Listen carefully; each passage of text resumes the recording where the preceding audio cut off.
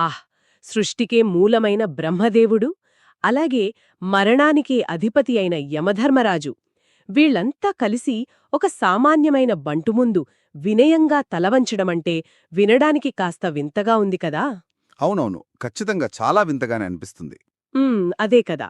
అసలు ఒక వ్యక్తి గొప్పదనం ఏ స్థాయిలో ఉంటే, ఈ విశ్వానికే ఒక రకంగా చెప్పాలంటే రిజర్వ్ బ్యాంక్ గవర్నర్ లాంటి కుబేరుడు కూడా వచ్చి నీ గొప్పతనాన్ని నేను కూడా కొలవలేను అని చేతులెత్తేస్తాడు.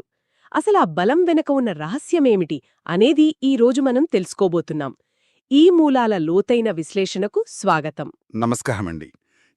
ఈరోజు మన ప్రయాణం ఒక అద్భుతమైన ఆధ్యాత్మిక అలాగే మానసిక విశ్లేషణ చుట్టూ సాగుతుంది.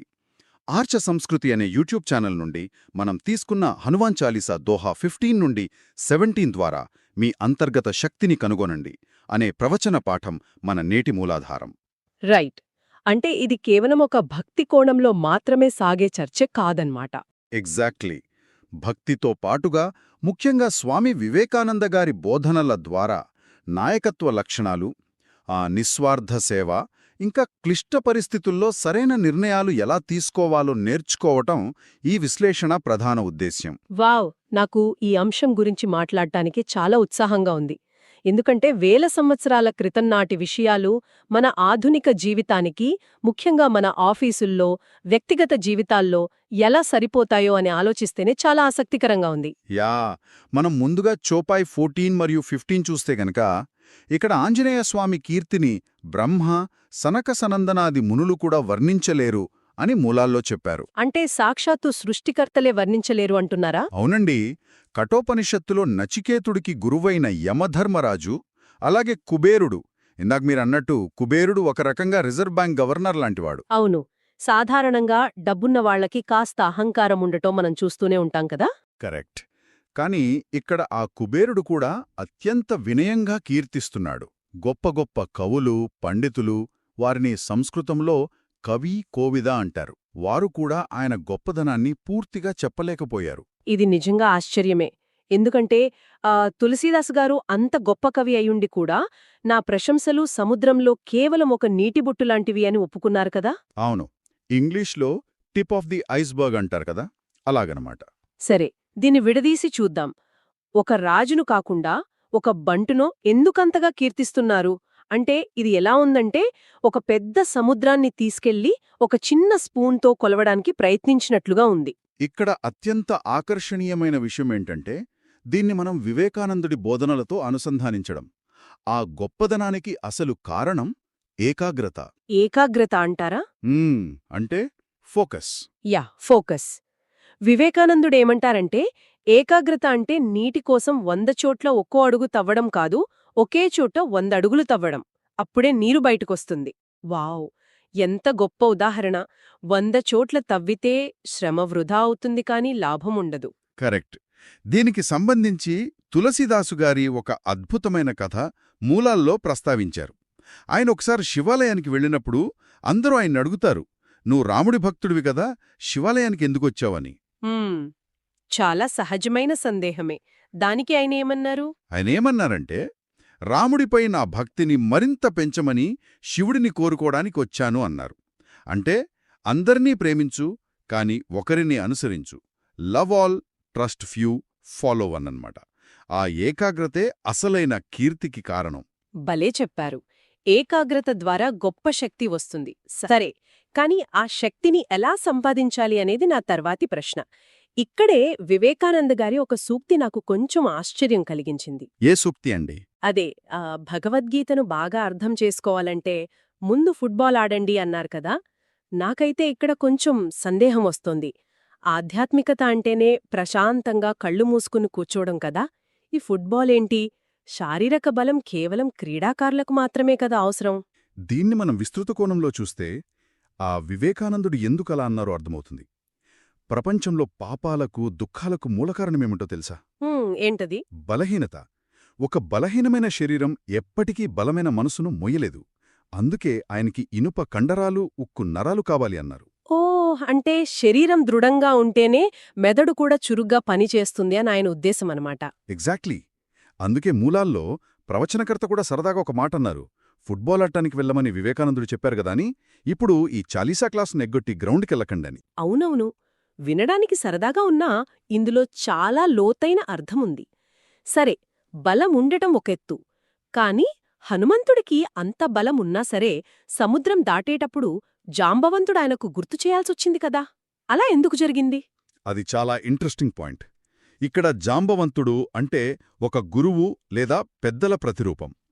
మనలో ఎంత సామర్థ్యమున్నా పెద్దల పట్ల, గురువుల పట్ల శ్రద్ధ ఉన్నప్పుడే ఆ నిక్షిప్త సామర్థ్యాలు మేల్కుంటాయి. అంటే ఒక గైడెన్స్ అనేది అవసరమంటారు. ఖచ్చితంగా. ఇంకో గొప్ప విషయమేంటంటే అంత శక్తి ఉన్నప్పటికీ పొగడ్తలకు గాని విమర్శలకు గాని ఆయన ఎప్పుడూ ప్రభావితం కాలేదు. గొప్పగా ఉండు, కాని వినయంగా ఉండు. Be great but stay humble అన్నట్లుగా సామాన్య సేవకుడిలాగే ఉండిపోయారు. ఇతరులిచ్చే లేబుల్స్తో మనల్ని మనం అంచనా వేసుకోకూడదు. రైట్. ఇది నిజంగా ఇవాల్టి రోజుల్లో మనందరికీ చాలా అవసరం. ఎందుకంటే మనం చిన్న విమర్శకే కుంగిపోతాం, చిన్న పొగడ్తగే పొంగిపోతాం గదా. సరే, ఈ ఏకాగ్రత, బలమున్న వ్యక్తి సమాజానికి ఏ విధంగా ఉపయోగపడతాడు అన్నది తర్వాతి అంశం. అవును. సుందరకాండలో సముద్రాన్ని దాటే ఘట్టం చూస్తే ఇది అర్థమవుతుంది. సముద్రం దాటాలి అనగానే అంగదుడు మరియు మిగతా వానరులు ఒక మాట అంటారు. మేము సముద్రం దాటగలం కాని తిరిగి రాలేము అని. అంటే వాళ్ళ బ్యాటరీ అయిపోతుంది అనా? Yeah, exactly. బ్యాటరీ అయిపోతుంది, మళ్ళీ అక్కడ రీఛార్జ్ సదుపాయం లేదు అని వాళ్ళ భయం అన్నమాట. కాని హనుమంతుడు ఆ కార్యాన్ని అవలీలగా సాధించాడు. ఎందుకంటే ఆయనకు కేవలం శారీరక బలమే కాదు, 9 రకాల వ్యాకరణాలు తెలుసు. వావ్! మేధస్సు మరియు బలం రెండూ ఉన్నాయన్మాట. అవును. లంకలోకి వెళ్ళాక కూడా విభీషణుడి ఇంటిని ఎలా గుర్తుపట్టాడో చూస్తే ఆ మేధస్సు అర్థమవుతుంది. అక్కడొక తులసి మొక్కను చూసి అది భక్తుడి ఇల్లు అని గుర్తుపట్టాడు. ఆ ఇక్కడే నాకొక సైంటిఫిక్ విషయం కూడా గుర్తొస్తుంది. మూలాల్లో కూడా చెప్పారు కదా, తులసి మొక్క ఎక్కువ సమయం ఆక్సిజన్ ఇస్తుందని, ఉదయాన్నే దాని చుట్టూ తిరగడం వల్ల మంచి ఎనర్జీ వస్తుందని. కరెక్ట్.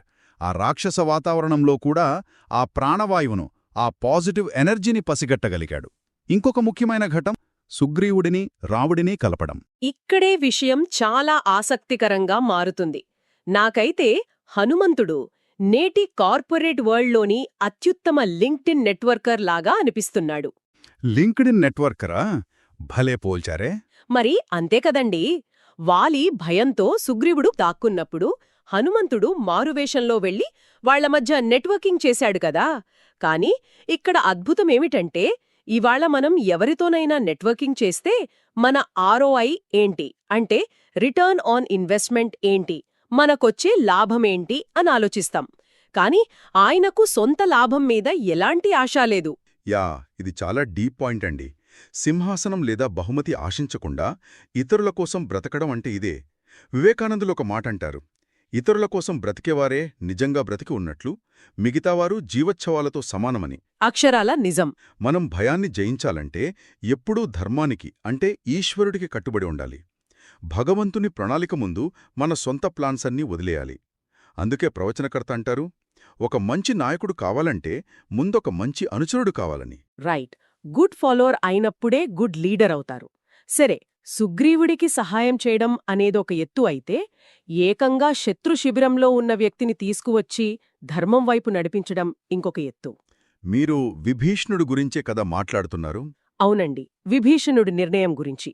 ఇవాడ మనం ఒక ఆఫీస్లో ఒక టాక్సిక్ బాస్ ఉంటే ఆ వాతావరణాన్ని వదిలేయడానికే భయపడిపోతాం, కెరీర్ ఏమైపోతుందో అని. అలాంటిది ఏకంగా తన సొంత కుటుంబాన్ని, అన్నయ్యను వదిలేసి రావడమంటే ఎంతటి ధైర్యం కావాలి. విభీషణుడు అది ఎలా చేయగలిగాడు?